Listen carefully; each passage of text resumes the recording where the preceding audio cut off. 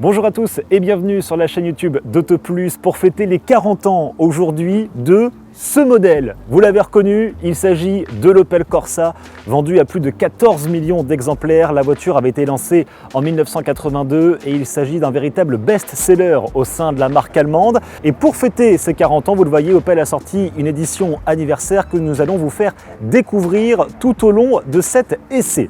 Mais avant de souffler ensemble les bougies de l'Opel Corsa, je vous invite à nous rejoindre sur nos réseaux sociaux, à vous abonner à notre chaîne YouTube et puis bien sûr à laisser un petit pouce bleu à la fin de cette vidéo si elle vous a plu.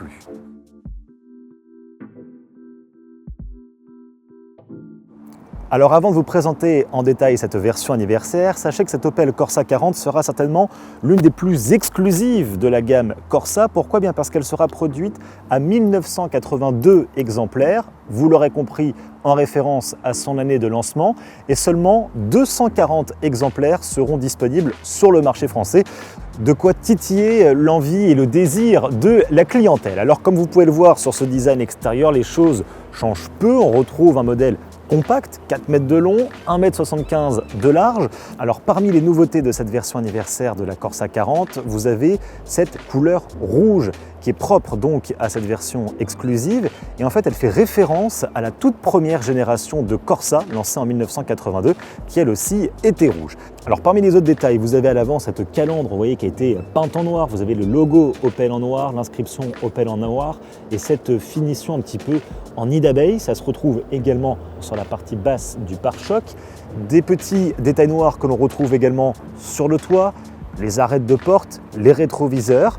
Et puis ici également ces nouvelles jantes qui sont propres à cette version Corsa 40, elles font 17 pouces. Vous avez un coloris noir métallisé, il est associé à ce gris mat situé ici. Et à l'arrière donc, parmi les nouveautés, vous le voyez, c'est marqué là, Corsa en toutes lettres, en noir. Ça rappelle un peu ce que fait Opel avec l'Astra, ça sera dédié à cette version anniversaire. Vous avez également le logo en noir, l'inscription Opel en noir, et puis vous avez également cette finition noire ici sur le béquet et la vitre arrière. Et vous allez voir qu'à l'intérieur aussi, Opel a réservé quelques surprises pour sa version anniversaire.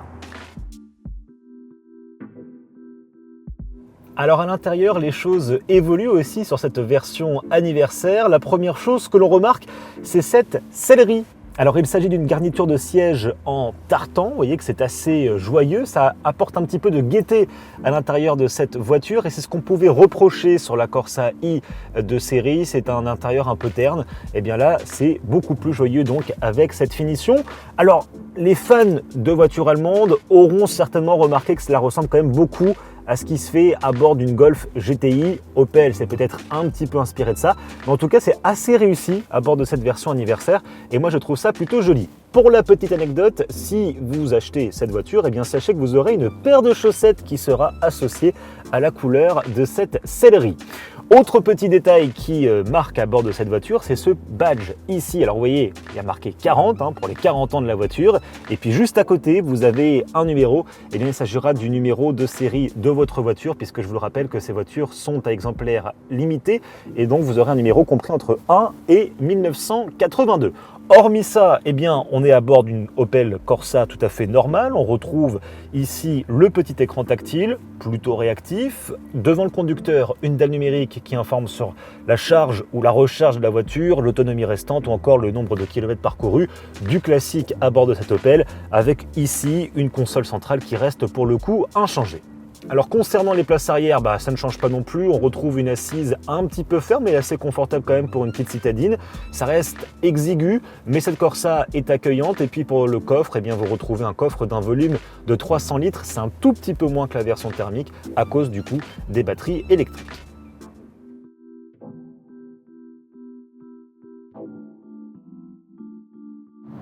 Alors on va commencer par les motorisations disponibles pour cette version 40e anniversaire. Il faut savoir qu'Opel propose une version électrique que nous avons à l'essai aujourd'hui, dotée d'une batterie de 50 kWh et d'une puissance globale de 136 chevaux. Vous avez également la possibilité de choisir une version essence dotée d'un moteur 1,2 litre de 130 chevaux. Alors concernant la conduite, vous retrouvez sur cette Corsa i tout ce qui fait le charme de cette voiture, c'est-à-dire une conduite très souple, très douce. C'est une voiture qui est taillée pour la ville, c'est sûr et certain. Elle est facile à garer, facile à manœuvrer. Et cette motorisation électrique vous apportera encore plus de souplesse au quotidien. Mais c'est aussi une voiture qui est capable d'aller prendre la route, d'aller prendre l'autoroute. C'est ce qu'on fait actuellement. Vous voyez, on roule à 110 km/h et elle se débrouille extrêmement bien, cette Corsa. Avec la motorisation électrique sur autoroute, eh bien, vous perdez les bruits du moteur essence qui étaient sur les versions thermiques. En revanche, vous conservez les bruits d'air qui viennent un petit peu parasiter le confort à bord. J'allais dire le principal défaut de cette voiture, comme beaucoup de petites citadines électriques, c'est l'autonomie. Alors officiellement, Opel annonce une autonomie aux normes WLTP de 350 km. Selon nos calculs avec le laboratoire AutoPlus, cette autonomie se rapproche plus des 290-300 km. Et ce qu'il faut savoir surtout, c'est que dès que vous allez sur voie rapide ou sur autoroute, eh bien l'autonomie tombe à 200 km. Ça fait quand même vraiment peu. Et donc, on a une voiture qui, oui, peut aller prendre la route, l'autoroute, mais qui est vite cantonnée au milieu urbain du fait de sa faible autonomie.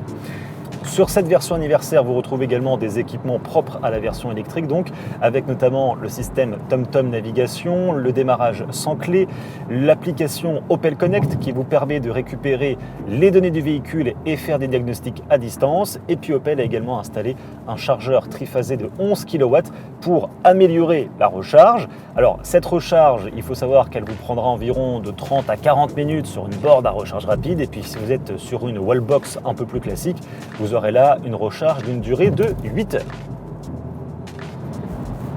Alors concernant les tarifs de cette version Corsa 40, c'est comme ça qu'on l'appelle, cette version anniversaire, pour la version électrique que nous avons à l'essai aujourd'hui, il faudra débourser 35 100 € avant de déduire le bonus écologique. Donc au final, le prix TTC de cette voiture vous reviendra à 29 100 €.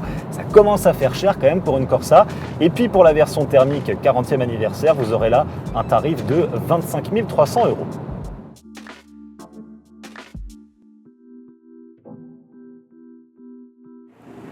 Mais avant de conclure sur ce qu'on pense de cette version anniversaire de l'Opel Corsa i, impossible pour nous de ne pas nous attarder sur ces modèles historiques qui sont ici avec nous aujourd'hui. Et vous avez devant vous la toute première génération de Corsa, celle lancée en 1982. Je vous parlais tout à l'heure du rouge, un petit peu exclusif, disponible sur l'Opel Corsa 40. Et bien regardez, il est là ce rouge.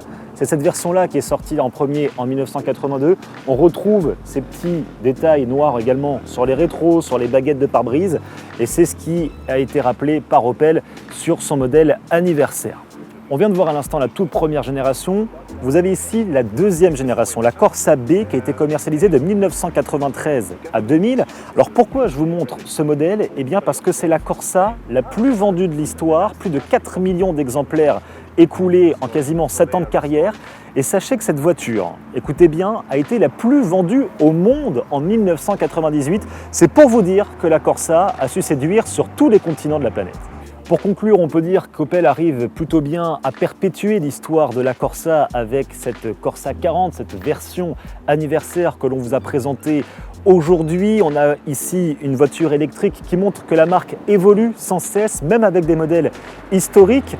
Une version anniversaire qui fait plusieurs clins d'œil à la première génération de Corsa, et je trouve ça intéressant parce qu'on a envie du coup de se plonger dans l'histoire de cette voiture avec cette Corsa 40. Alors, concernant les critiques que l'on peut émettre sur cette voiture, eh bien, l'autonomie fait clairement défaut sur cette Corsa. Elle est un peu trop faible, surtout si vous comptez prendre la route ou l'autoroute. La version électrique peine un petit peu à suivre. Il faudra peut-être se tourner du coup vers la version thermique si vous souhaitez faire de la route. Mais en tout cas, on a une voiture qui est bien finie, avec un look assez travaillé par Opel pour une version anniversaire. Quelques petits détails intéressants dedans comme la sellerie ou encore le badge.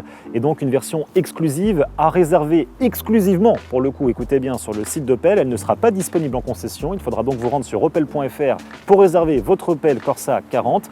Et vous aurez donc 120 modèles électriques en France et 120 modèles thermiques. Quant à nous, on se retrouve très prochainement sur la chaîne YouTube d'AutoPlus pour de nouveaux essais et bien sûr sur autoplus.fr pour toute l'actualité automobile. À bientôt.